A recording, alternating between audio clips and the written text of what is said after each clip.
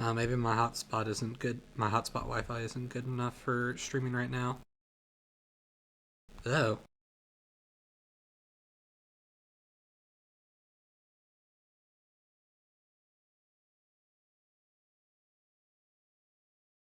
Oh, shoot.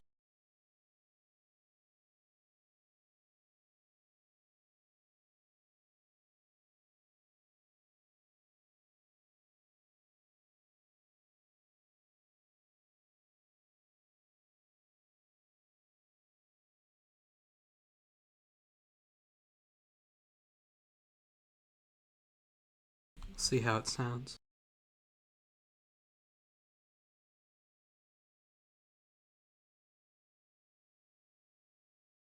See how it sounds. Alright, well, that looks good enough. Let's hope we don't have any more problems. So I'll just try to speed up and get through this. So, compared to the 2018 survey, looks like a few less students, a few more college students. Makes sense, people are getting older.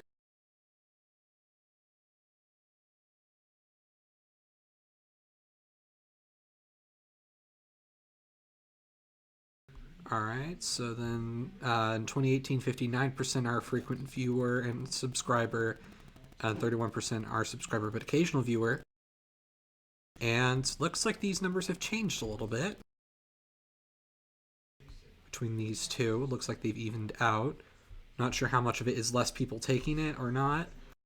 Because I've noticed that like these numbers change, like this question changes a lot. Like it's roughly the same order from like which one has the most to which one has the least, but like especially these two numbers will change a lot. But you know, around half of you are still frequently watching, and another third are still subscribed and all that stuff. But yeah, that's always nice. Which country or region do you live in? About the same as before. 56% from the US and Canada, 30% from Europe, excluding the former Soviet Union, 4% from Latin America, 2% from former Soviet Union, only 8 people from Africa, 50% from the Middle East, 86 from Asia, and 82 people from Australia. So it's always disappointing that all those aren't higher numbers, but what are you going to do? Looks like it's not that different. Oh wow, that's quite a difference between Australia. See, this is where I'm starting to wonder if like the time that I post these things makes a difference. Because like Australia, I know it really depends on which time zone and all that. Um, Especially since like I've been told that whenever I make a community post, as of right now, you can only see it when like you only get it in your subscription feed if it's on your phone. And supposedly a recent YouTube update changed that for desktop, but I would have sent the survey out before. So maybe that accounts for some of the difference. I don't know. All right, if you subscribe to my channel, when did you subscribe? Again, it's always nice to see people all the way back from 2009. And a whole 21% were from 2018 slash the few early days of January of 2019. Glad you all have subscribed and joined. And I'm glad I've still got viewers from all those years ago. And of course, the famous ton of males, very few females, and a bit of other. Let's compare that to the last one.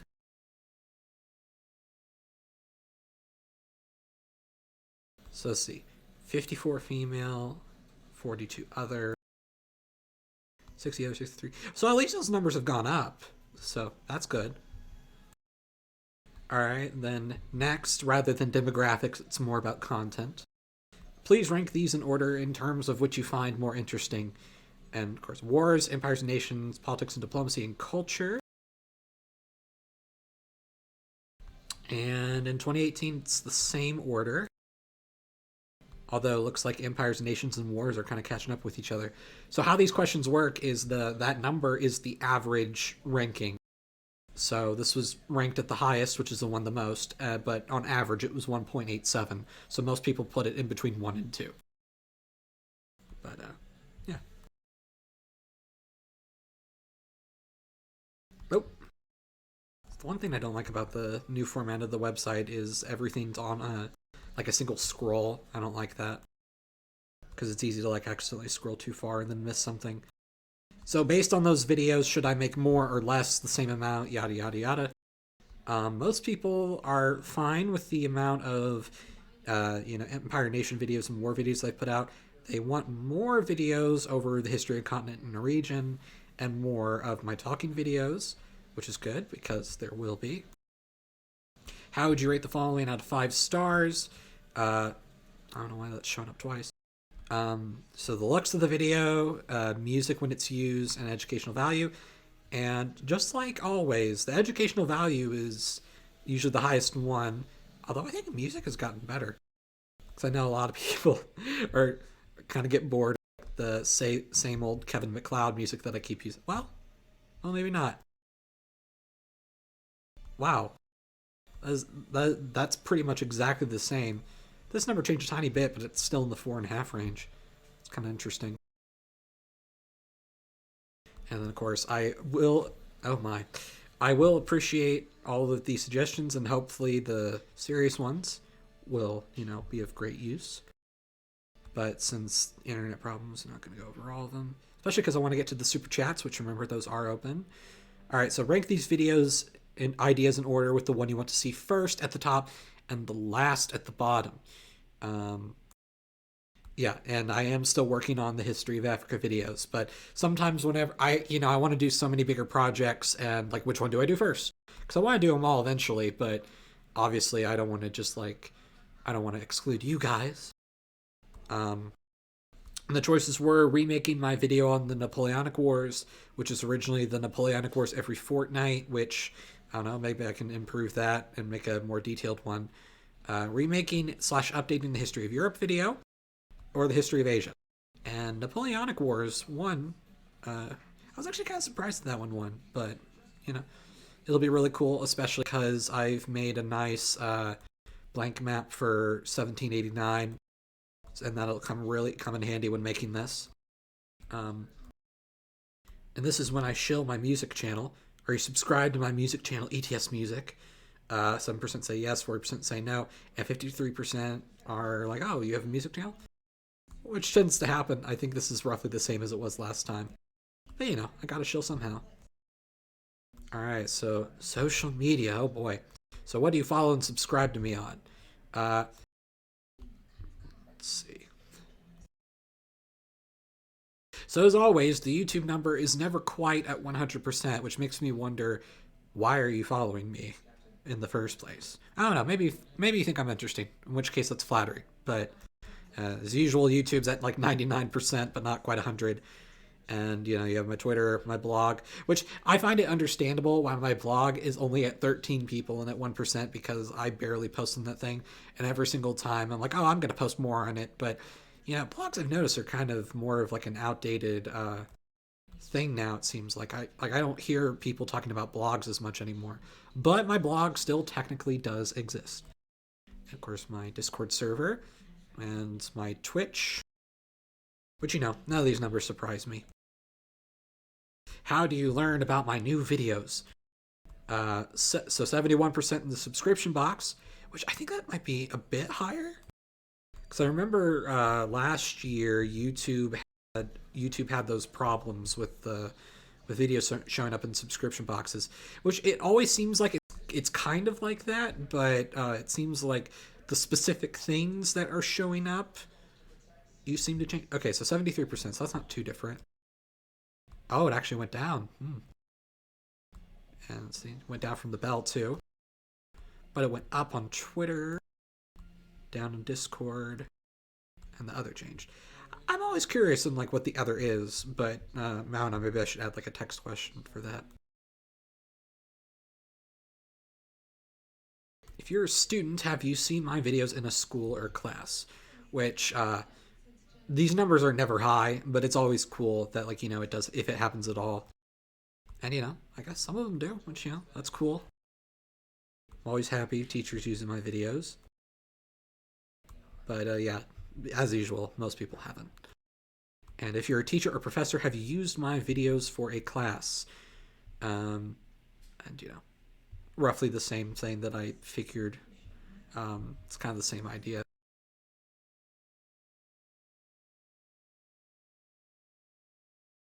All right, and now we get to the fun and totally uncontroversial part, where usually I have an optional political survey at the end, and these questions change more than the others, but we're gonna get through these real quick. All right, so which one of these political labels apply to you? And this is political. This does not include economic. I did change some things on this because, like, let me see. Because I know that like the things that I add on the list, some I've added, some I've removed. Let me see. Yeah, so because originally I just had libertarian, but this time I split it into the libertarian left and the libertarian right, which is almost dead even. Um, Authoritarian, centrist, right, left. You know, usually like these numbers are surprise surprise, the three main options are roughly even. I mean, not always, but typically they're between the 28 and 33% range, or 35% range usually. Most of these surveys, it happens. um, and added some other roles like progressive, traditionalist, and this was a select all that apply question too. So obviously some of these, are going to have way more than one.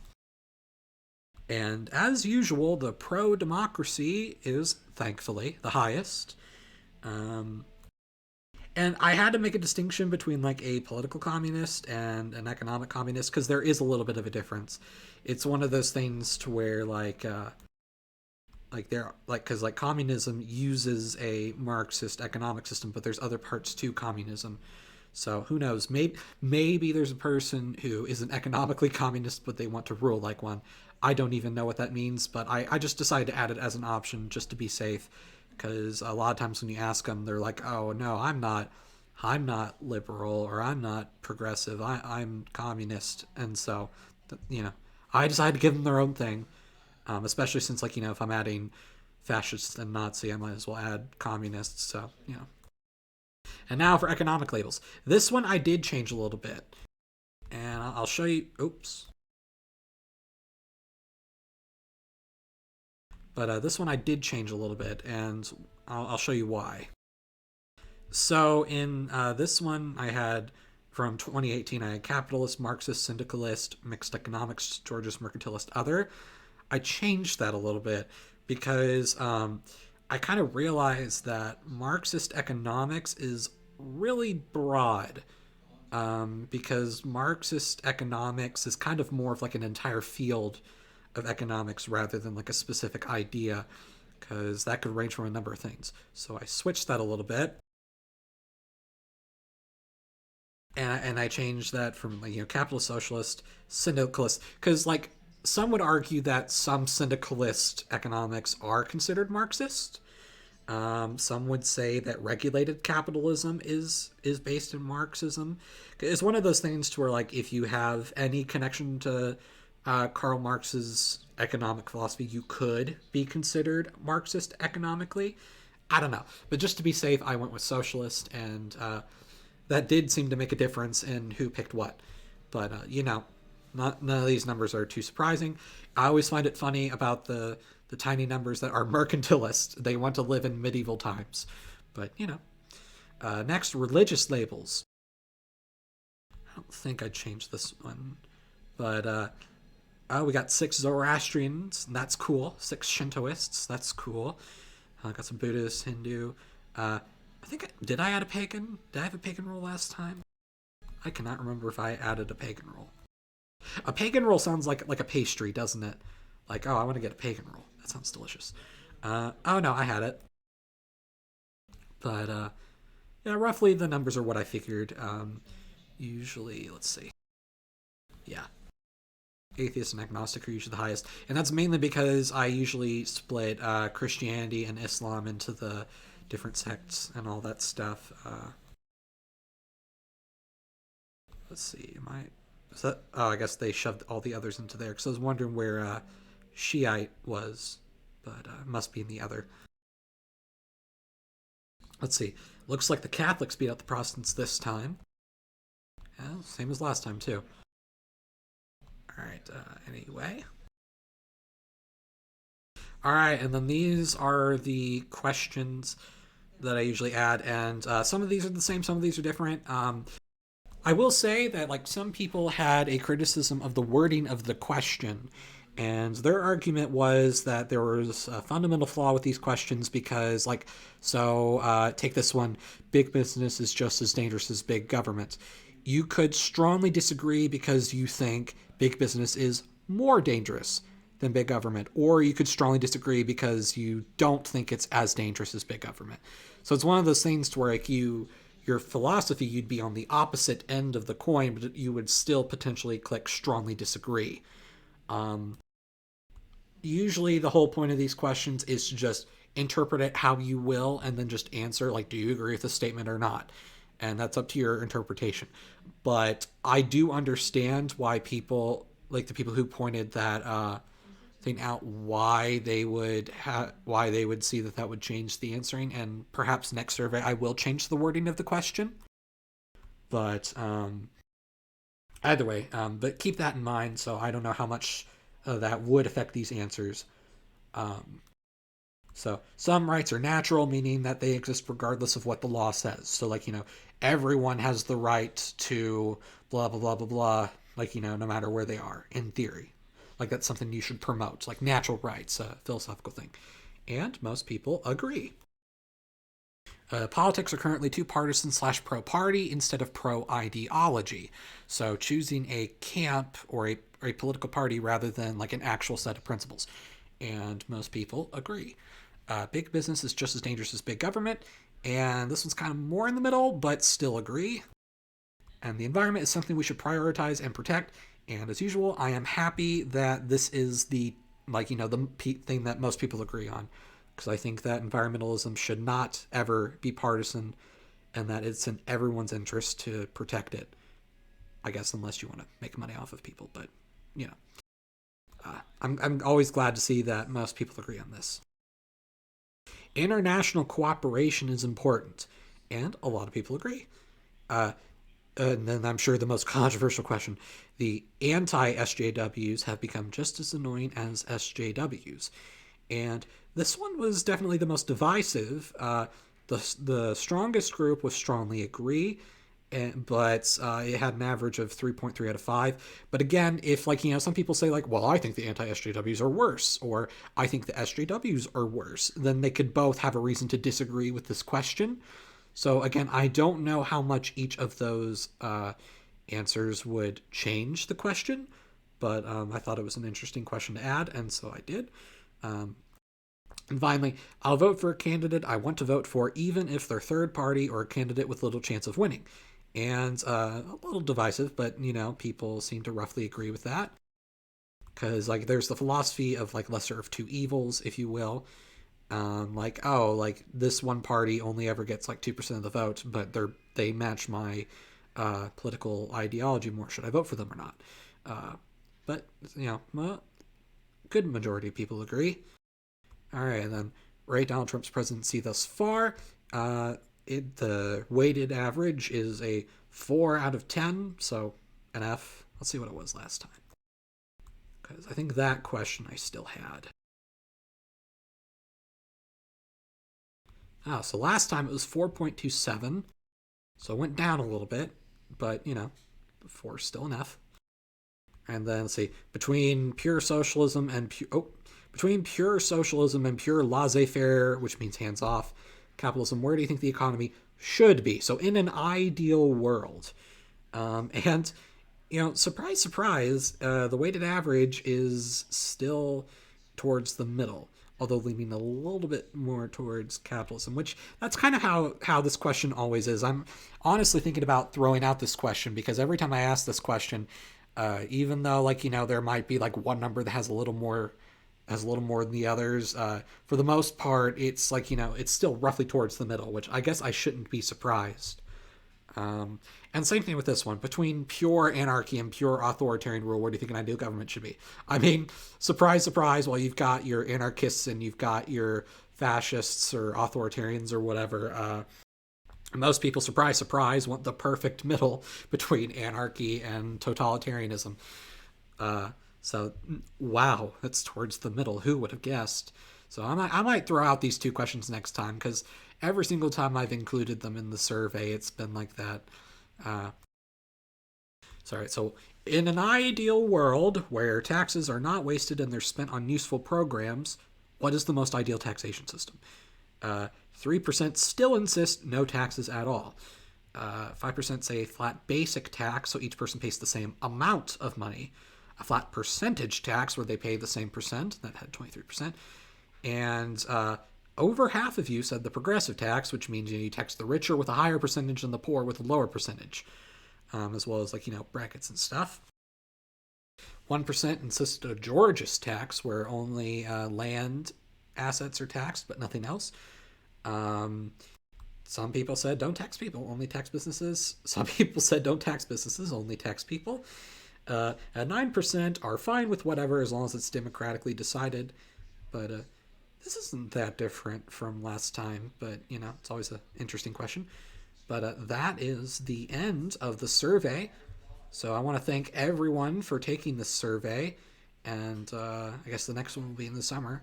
But I will see if there are any Super Chat questions.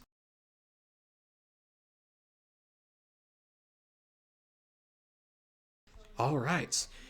And we got two of them. From Darth Calhoun for $5. Thank you. I'm writing an alternate history novel that takes place in 2018 after the German monarchy comes back to Germany in 1926 and they take over much of the world under Hohenzollern. Well, I hope you write a fun book, and if you finish it, that could be an interesting read. The idea of Germany going monarchist again.